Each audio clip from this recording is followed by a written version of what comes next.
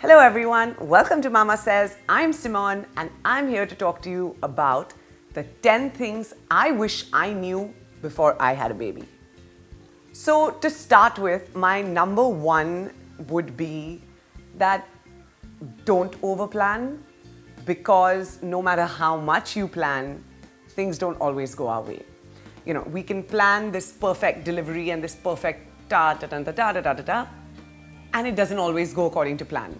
So be mentally prepared, of course hope for the best, but be prepared to tackle any situation as and when it comes. For instance, my birth plan was to have a natural delivery and all of that, and I'd heard stories about contractions and of course we've all watched enough movies to see all the dramaticness that happens in those movies when a woman is giving birth, and the screaming and the shouting and whatnot. So that can also tend to put in a little bit of fear and anxiety in you. I didn't scream or yell or do any of those things during, but also it was because I took an epidural. Did my plan of a natural delivery work out? Yes, I'm really grateful and lucky that it did. But it doesn't always work out, is all I'm trying to say. Having said that, did I expect to go through labor the way I went through labor? Could I even attempt to foresee that? No way, no chance. So no matter what you think, till you don't experience it, you're just never gonna know.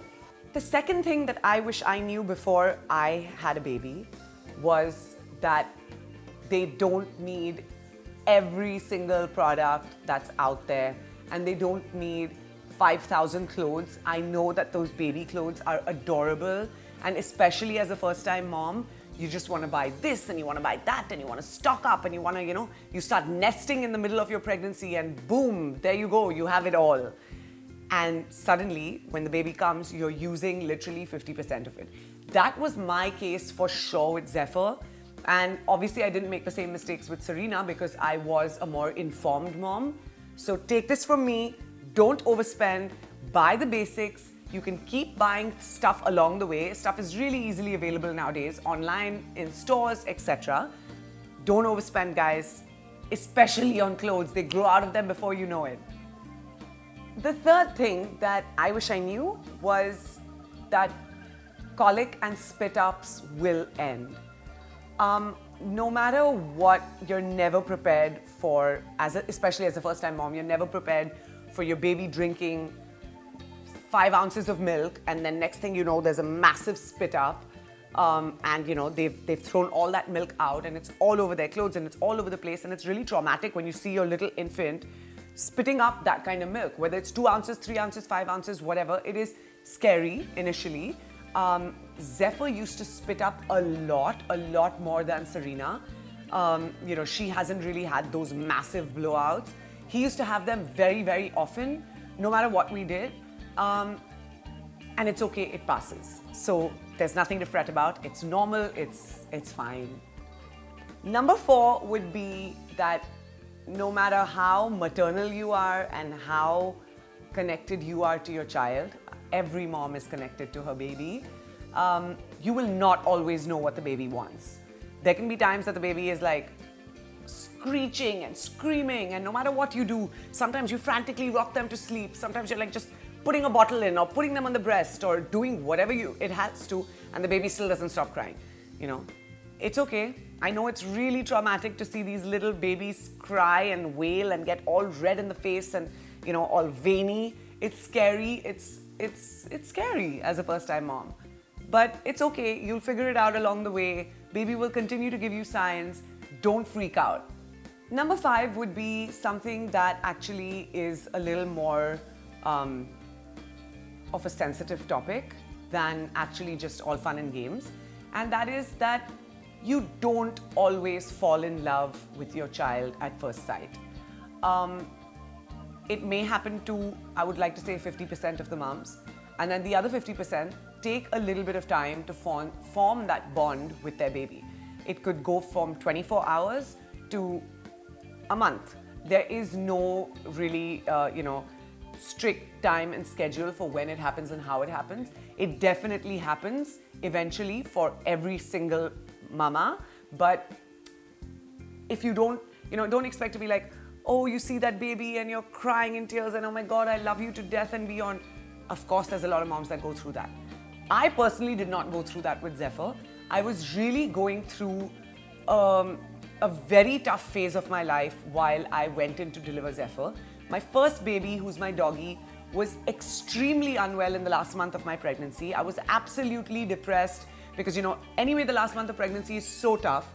And then you have this person who you love immensely, who you are responsible for and caring for, who's unwell. There's nothing you can do. All I wanted to do was deliver this baby and run home to be with my doggy. My doggy passed away 5 days after Zephyr was born. And it took me really, I would say, about 2 weeks after delivery to really start bonding with Zephyr and, falling madly in love with him. So that's the truth. Don't beat yourself up if you don't feel like in love with your child at first sight. It's okay. Sixth would be that mom guilt is real. And seriously, guys, till you don't become a mom yourself, you can never understand what I'm talking about. I really thought I understood it all, being a pet parent and whatnot. But no, it's a whole new game here. And, according to me, guilt is the most self-corroding of all emotions. And it's completely unnecessary. So it's something I mindfully fight on a daily basis. Okay, not daily basis, but on a weekly basis for sure. There's always something that I do that makes me feel guilty towards my kids. And, oh, I may not be the best parent. I may not be the best mom. I'm not spending enough time with them. I'm not doing this with them. Da-da-da-da-da. Take guilt and throw it out of the window. It's unnecessary. It's harming. It's extremely harmful, not just for the mama, but for the baby too, because a happy mama is a happy baby. And so just remember, mom guilt is real. You're going to feel it, but you have to fight it consistently. And by the way, every time I feel like, oh, I've just fought mom guilt, there's a new obstacle that comes my way and boom, I have to overcome that as well. Because there are several, mom guilt is not one thing that comes and then you deal with it and it's over. It comes in little spurts and blurts here and there through life. Fight it. It's a useless emotion. Number 7 is something, since we're on the topic of things I wish I knew before having a baby, number 7 is something I figured out from the word go, postpartum. I hired a Jhapa to take care of Zephyr. Now, a lot of people hire a nurse. A lot of people hire a Jhapa.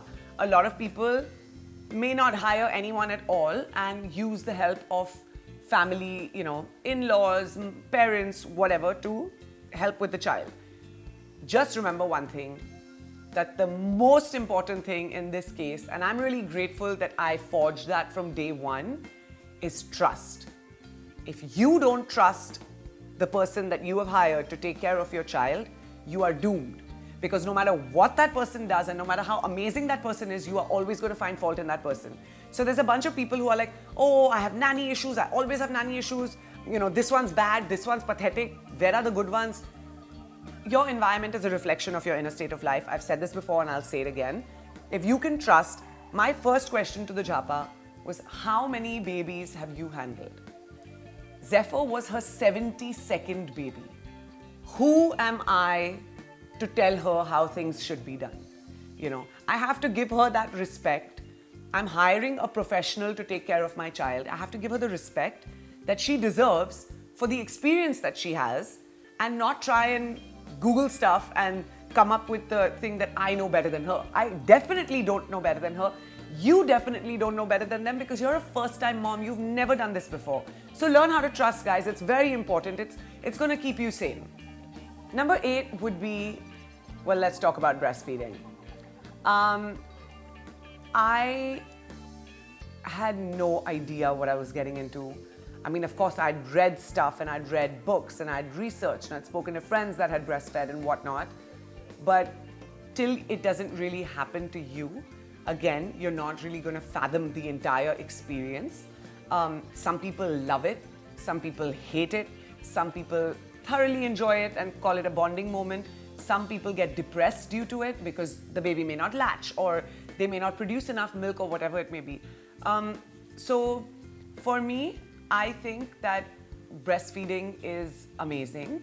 I also think that I had no idea how much it would really hurt. I mean, I knew I had bought all the, nipple creams, lanolin, and all that fancy stuff, and you really need it because it really hurts, especially in the first week of the baby trying to latch and pulling you. Your breasts are sore, your nipples are ripped.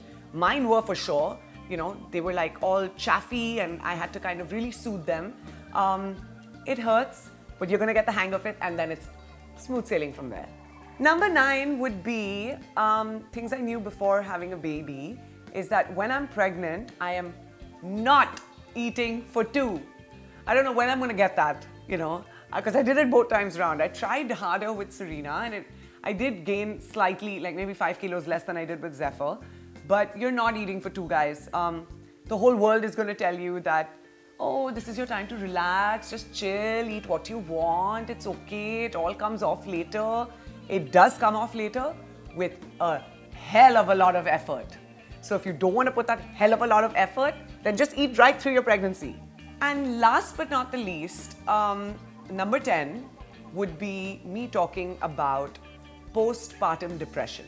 Now, here's the thing, like I've told y'all, I didn't experience postpartum depression when it came to delivery after Zephyr because I was just depressed anyway because I was dealing with the loss of my dog. So I didn't really get into that phase. I had to pull myself out of whatever I was going through because I knew I had a child. After Serena, I don't think I experienced postpartum depression either, but the reason I didn't is because I made myself extremely aware. You have to make yourself aware, guys. There is going to be an extreme amount of fluctuation in your hormones. There's going to be progesterone crashing down, thus making you cry and feel really crappy. That doesn't mean you're depressed.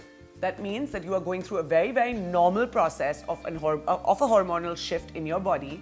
And if you are mindful of it, it will pass. If you give in to it and let it take over you, that's when, unfortunately, the depression continues. I know that when you're weaning a child off, it's not just postpartum depression in the sense that, oh, I've delivered my child and so I'm going to go through this in the next 40 days or whatever.